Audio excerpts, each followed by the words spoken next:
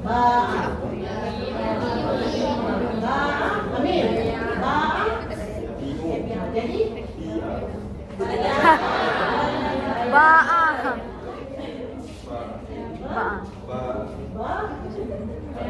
Ba'a. Baya'a. Kan asal kalimah dia baya'a. Jadi fi'il mudhari isim fa'il dia jadi baya'a, isim fa'il jadi bayi'. Pun orang Arab rasa susah. Bayi' rasa macam tu. Jadi tukarkan ya kepada hamzah. Maksudnya bayi'. Kan? Itu kalau apa? Fi'il ajwaf. Kan? Alif kat huruf endah kat tengah-tengah. Ya, yang kedua naqis. Naqis kat mana huruf endah? Hujung. Jadi qadil asalnya apa? Asal fi'il.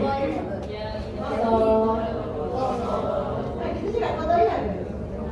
Kan? Qada. Kan dia alif maksurah dekat hujung kan? Jadi kalau alif dia ada satu lagi pun kamu belajar dalam surah ni. Kalau fi'il yang macam ni, fi'il alif maksurah dekat hujung, dia panggil ni fi'il apa? Alif maksurah dekat hujung? Naqis. Kalau fi'il naqis, dengar ya. Kalau fi'il naqis, isim fa'il dia buangkan ya dekat hujung.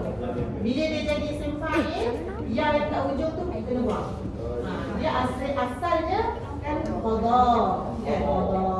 Jadi kalau kita jadikan dia isim fa'il, dia akan jadi qadi.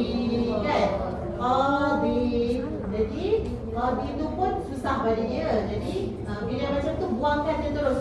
Huruf alif maksurah tu buang dia terus. Jadi qadi. Qadi. Tadi.